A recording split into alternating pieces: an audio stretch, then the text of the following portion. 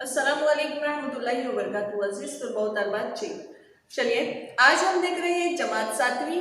मजमून है हमारा मराठी और सबक है हमारा अनुभवी शेतकरी। तो प्यारे बच्चों, मराठी में आज हम टॉपिक पढ़ने जा रहे हैं अनुभवी शेतकरी। तो चलिए प्यारे बच्चों, शुरू करते हैं हम। देखिए, टेक्स्ट बुक खोलना है और आपको भी हमारे साथ पढ़ना है। आयुष्यभर कबाड कष्ट करून रामरावांनी 8 एकराची शेती स्वतःच्या मालकीची केली। एकीकडे शून्यातून विश्व निर्माण केल्याचा आनंद रामरावांच्या मनात होता, तर दुसरीकडे आपली तीनही मुले नीट शिकली नाहीत आणि शेतीच्या कामाला हातभार लावत नाही या चिंतेनं त्यांचे मन ग्रासले होते। तर मुलांनो पहा, आयुष्यभर कबाड कष्ट करून म्हणजेच आयुष्यभर यानी जिंदगी भर काफी मेहनत करके जद्दोजहद करके रामराव ने 8 एकड़ की शेती यानी 8 एकड़ खेत स्वतःच्या मालकीची केली होती। म्हणजे स्वतःची यानी खुद ने खरीद केली थी। कितनी? 8 एकड़ जमीन उन्होंने अपने खुद की खरीदी थी। इतना होने के बावजूद भी रामराव जो थे वो हमेशा परेशान रहते थे, चिंता में रहते थे। कौन सी चिंता खाई जा रही थी प्यारे बच्चों? उनको उनके तीनों बच्चे अपनी पढ़ाई मुकम्मल नहीं कर पाए थे, सीधा सीखे पढ़े नहीं थे, उसकी तकलीफ उनको हमेशा रही। उसी के साथ वो खेत के कामों में भी मदद नहीं करते थे या अपनी दिलचस्पी नहीं दिखाते थे। तो इस बात से रामराव काफी परेशान रहा करते थे। उतार वयामुळे आता कामही होत नव्हते, त्यात मनाच्या या रोगाला कोणतेच औषध लागू पड़त नव्हते। अब रामराव चूंकि उनकी उम्र हो चली थी और ज़ईफ़ी की तरफ जा रहे थे और उसमें ये चिंता ये फिक्र उनके दिल में थी उनके तीनों बेटों के ताल्लुक से, तो इस वजह से उन्हें कोई भी दवा लागू नहीं हो रही थी या किसी दवा से उनका इलाज नहीं हो पा रहा था। बिछाण्यावर पडलेल्या रामरावांच्या डोळ्यासमोर 8 एकरांचा हिरवागार पट्टा ओसार पडल्याचे दुर्स्वप्न तळून जायचे। जीव घाबरा व्हायचा, पण तिन्ही मुलांना फिकीर नव्हती। 22-25 वर्षाचे हे तगडे तरुण गावभर हिंडत गप्पा मारत आणि फक्त जेवायला घरी वेळेवर येत। रामरावांना काय करावे हेच कळेना। तो प्यारे बच्चों, रामराव के तीनों बच्चे जिनकी उम्र यहाँ दी हुई 22-25 यानी 22 और 25 साल के ये जवान जो थे पूरा दिन गांव में घूमते रहते थे, गप्पे मारते रहते थे, अपना वक्त बर्बाद करते रहते थे और सिर्फ खाने के वक्त ये घर पे आया करते थे। तो रामराव को ये समझ में नहीं आ रहा था कि इनको किस तरह से अपना काम या अपनी जिम्मेदारी समझाई जाए। एके दिवशी डॉक्टराकडे जायच्या उद्देशाने रामराव घराबाहेर पडले। दवाखान्यात न जाता पेठेतल्या एकमेव बँकेत गेले।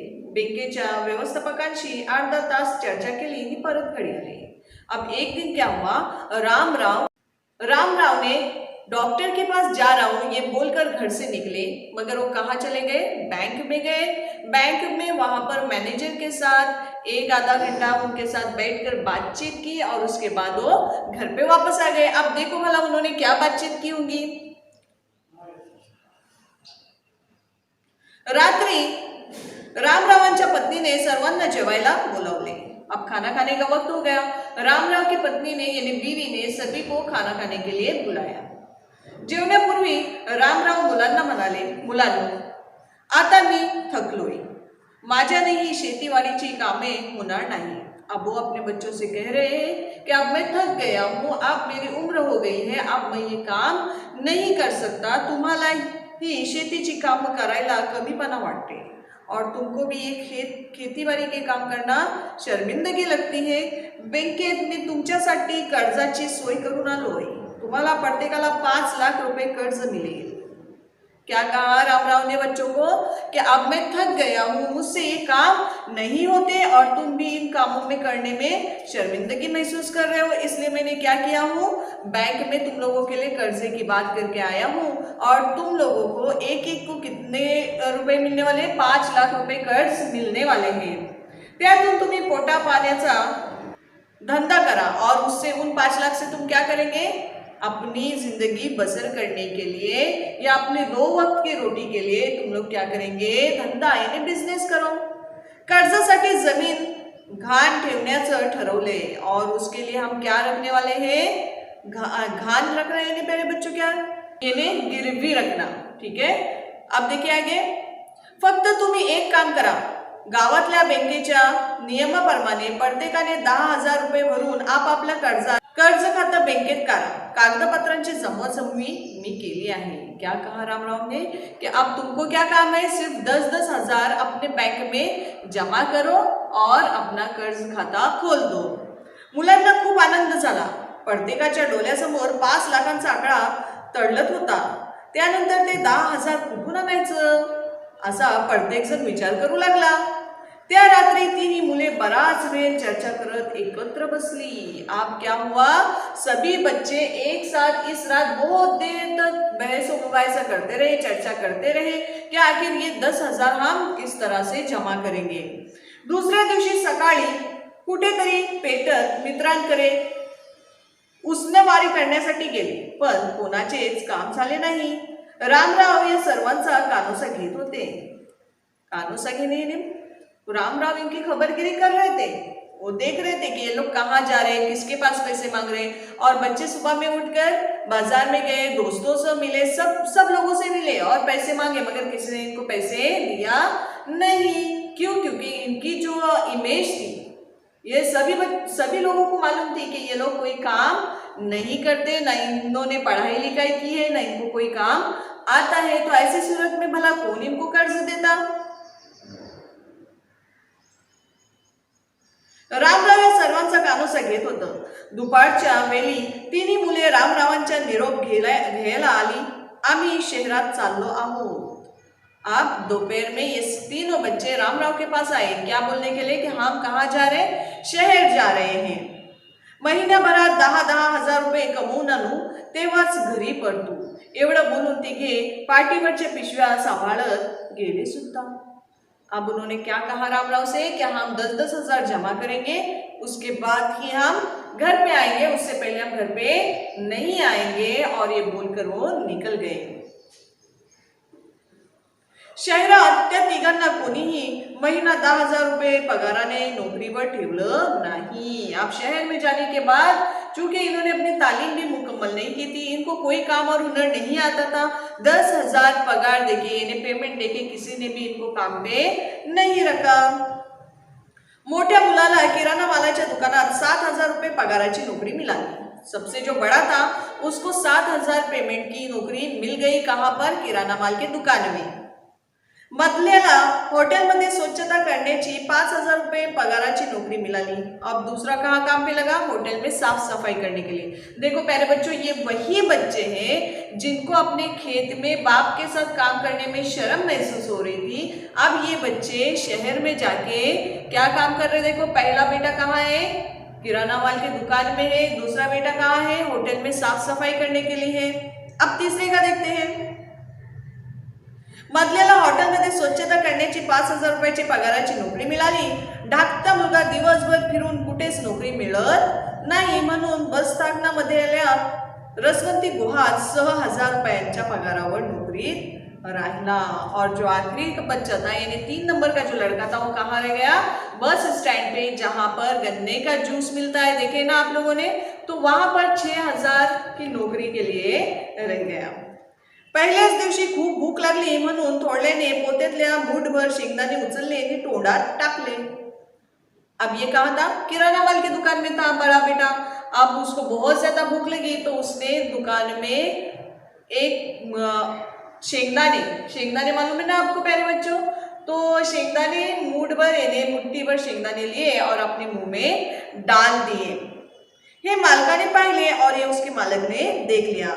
थोड्याला कडक शब्दात सुनावले और उसने उसे बहुत डांटा, त्याचा अपमान केलं। थोड्याला घरातल्या कोपड्यात भरलेल्या शेंगांची पोती आठवू लागली। जब इसकी बहुत इंसल्ट हो गई, तब उसको याद आ गया कि ये शेंगदाने जो मैं यहाँ पर खा रहा हूँ और जिसकी वजह से मुझे इतनी डांट मिली, वो तो मेरे वालिद जो है वो कई सालों से अपने खेतों में बना रहे हैं और मेरे घर में तो ये हमेशा भरा हुआ रहता है। खाली मान घालून तो पोती उचलू लागला। मधल्या मुलाची तर हॉटेलातील सफाई करून पुरती वाट लागली। दिवसभर हात ओले राहिल्यामुळे पांढरे फुकट पडले। नाकाला हॉटेलमधल्या पदार्थांचा वास नकोसा झाला. त्याला आपल्या वावरातला पाट आठवू लागला. कलकलत पाण्याचा पाट साऱ्या पिकाला पाणी पाजत पुढे जातो. निर्मल नितल पाणी, हिरवं शेत पाहून मनाला तडतडी येतं. आणि इथे यापेक्षा शेतातला पाणी देणं सोपं. अब इसको होटल में काम करके सफाई करके अब इस बात का एहसास हो रहा था कि इससे अच्छा तो मेरा खेत है जहां पर बहता हुआ पानी है, और उन दरख्तों को, उन खेतों को पानी देना इससे ज्यादा अच्छा है. असा विचार करून तो काम करत राहिला. धाकट्याची ही परिस्थिती फार वेगळी नव्हती. ऊसाच्या रसाचे पैसे पाहून त्याला आपल्या मल्यातल्या ऊस आठवला नसता तरच नवल. अब उसको जब वो रस बांट रहा था, देखे होंगे आपने गन्ने के रस जो बेचने लेकर आते हैं ग्लासेस बसेस में, देखे ना आपने. तो उस तरह से ये बच्चा ग्लासेस लेकर बस में घूमता था और लोगों को पीछे घूम घूम के गन्ने का जूस पिलाता था. क्यों? क्योंकि इसने अपनी तालीम मुकम्मल नहीं की थी, इनको कोई अच्छा काम नहीं मिला था, इसलिए उनको वो काम करना पड़ रहा था. प्यारे बच्चों, देखिए यहाँ पर, मगर इसके घर में ये जो बच्चा था, यानी रामराव के खेत में गन्ने की भी खेती की जाती थी, मगर ये बच्चों ने कभी वहां पर मेहनत नहीं किए थे. अपने खेत में मेहनत करते तो वाकई में कितने हिस्से करते. देखो ये बच्चे रुबाब में करते, खुददारी से करते, मगर आप ये नौकर की तरह वहां पर वो ग्लासेस के पैसे जमा कर रहे थे, गन्ने के जूस के पैसे जमा कर रहे थे. तो ये इसके लिए बहुत ही शर्मिंदगी का मकाम था. त्या पहिल्या रात्री तिघांनी फोनावरून एकमेकांना आपापली नोकरी कशी छान आहे, आरामशीर आहे असे खोटेच सांगितले. इकडे रामराव व त्यांची पत्नी आपल्या मुलांच्या विचाराने व्याकुळ झाले होते. रामराव पत्नीला धीर देत म्हणाले, अगं मुलं काय वनवासाला नाही गेली, त्यांच्या पंखांची ताकद नको का आजमावायला. मी शक्कल लढवली आहे. अब क्या कहा रामराव ने. अब माँ बहुत बेचैन हो गई. बच्चे आज तक कभी काम पे नहीं गए थे, पहली बार बच्चे काम पे गए थे और वो भी शहर में गए थे. इस वजह से रामराव की बीवी बहुत ही परेशान हो गई थी. तो रामराव ने उसे तसल्ली देते हुए कहा कि तुम्हारे बच्चे कोई वनवास यानी जंगल में नहीं गए हैं, बल्कि वो काम के लिए गए हैं, और उनकी ताकत कितनी है, वो कितना काम कर सकते हैं, ये हमें भी तो मालूम होना चाहिए. और ये मैंने ही एक सिर्फ आइडिया किया हूँ, या मैंने एक युक्ति यानी क्या प्यारे बच्चों, युक्ति यानी आइडिया. तो आगे देखते हैं हम. एक महिन्यानंतर एके दिवशी तिघे मुले अगदी आशक्त होऊन थकून घरी आली. रामराव नुकतेच शेतावरून आले होते. मुलांच्या मुखऱ्याल्या चेहऱ्यांकडे पाहून त्यांना दया आली, पण ते काहीच बोलले नाहीत. शेवटी मुलेच म्हणाली, बाबा आम्ही चुकलो, एका महिन्यात 10,000 रुपये आम्ही कमवू शकलो नाही, आम्हाला माफ करा. आप बच्चे घर पे आए प्यारे बच्चों. एक महीने के बाद ये बच्चे घर पे आए हैं और इनके चेहरे से दिख रहा है कि ये बहुत ही थक हार के अपने घर पे आए हैं. रामराव को देखकर उन्हें बहुत तकलीफ हुई, क्योंकि वो रामराव की क्या थी, औलाद थी. औलाद की तकलीफ देख के माँ बाप को हमेशा तकलीफ होती है प्यारे बच्चों. तो यहाँ पर इनको देख के भी तकलीफ हुई, मगर रामराव ने कुछ कहा नहीं. फिर बच्चों ने हाथ जोड़ के कहा कि हमें माफ कर दीजिए, हमसे क्या हो गई, गलती हो गई. थोडा म्हणाला, बाबा माझ्या लक्षात आले की बाहेर इतके कष्ट करण्यापेक्षा आपल्या शेतात आम्ही राबलो तर अधिक पैसे मिलतील. मुझे ये समझ में आ गया है कि अगर दूसरे की नौकरी करने से अच्छा मैं अगर मेरे खेत में नौकरी करूंगा तो इससे ज्यादा पैसे कमा सकता हूँ. शिवाय आपल्या मर्जीप्रमाणे मी सोडीपणाने काम करायला मिळेल. धाकटा म्हणाला, तुमच्या घरचा, गुरांचा, पिकांच्या सहवासात राहता येईल, पैसे पण मिळतील, प्रेमही मिळेल. मधला हलहलत बोलला, उद्यापासून आम्ही तिघ आपल्या शेतात राहू, शिवार फुलू नको आम्हाला गरजनी पैसे, तुम्ही फक्त आम्हाला मार्गदर्शन करा. तिघेही बोलले. अब क्या कहा तीनों बच्चों ने कि हमें पैसे नहीं चाहिए, हम कल से कहाँ जाएंगे, खेत पे जाएंगे, खेत पे मेहनत करेंगे, आप सिर्फ हमें मार्गदर्शन यानी रहनुमाई करो, हमको गाइडेंस करो, हमको पैसे नहीं चाहिए, हम हमारे खेत में क्या करेंगे, खेती करेंगे. रामराव व त्यांच्या पत्नीच्या डोळ्यात पाणी आले. रामराव पुरे होत म्हणाले, मुलांनो शहरात नोकरी मिळवण्यापेक्षा तुमची कष्ट करण्याची क्षमता तुम्ही नक्कीच ओळखली आहे. बालांनो, हेच मी तुम्हाला सांगत होतो. आपली स्वतःची पिकाऊ जमीन असताना काय इकडे तिकडे भटकायचं, हातचं सोडून पलत्याच्या मागं लागायचं.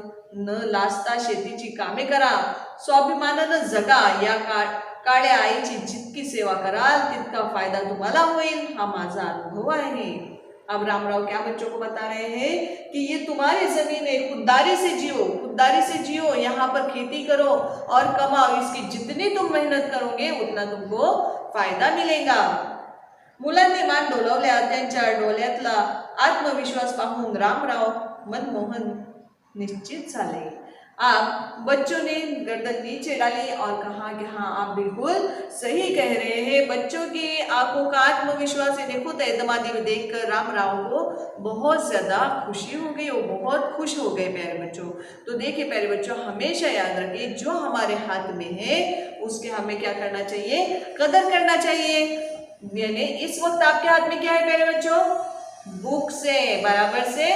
तो प्यारे बच्चों, ये वक्त आपके लिए अनमोल है, इसकी कद्र कीजिए, दिल खोल के पढ़ाई कीजिए, जी लगा के पढ़ाई कीजिए.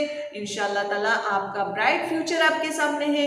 तो अपने फ्यूचर, अपने एम को सामने रखकर पढ़ाई कीजिए. हालात कोई भी रहे, हमको कभी रुकना नहीं है. अब अगर नहीं रुकेंगे तो आप कभी झुकेंगे नहीं. तो प्यारे बच्चों, अपनी तालीम पर खुसूसी तौर पे तवज्जो दो, को रोकना नहीं है. हम आगे बढ़ेंगे, पढ़ेंगे तभी तो आगे बढ़ेंगे. तो चलिए प्यारे बच्चों, आज इसी सोच के साथ, इसी ख्याल के साथ हम अपनी स्टडी फिर से शुरू करते हैं. हम मिलने आते हैं आपसे अगले वीडियो में. आपको ये टॉपिक पूरी तरह से पढ़ना है और समझ लेना है. उसी के साथ में अपनी तालीम पर खुसूसी तवज्जो देना है. और सबसे अहम बात प्यारे बच्चों, माँ बाप जो है वो हमेशा हमारे रहनुमा, हमारे कायद है. तो हमेशा उनकी बात को फॉलो कीजिए, हमेशा उनका कहना मानिए, क्योंकि वही हमें सीधी राह दिखाते हैं. प्यारे बच्चों, हमेशा अपने माँ बाप की बातों को मानो और उनका एहतराम करो. तो चलिए प्यारे बच्चों, हम मिलते हैं आपसे अगली वीडियो में.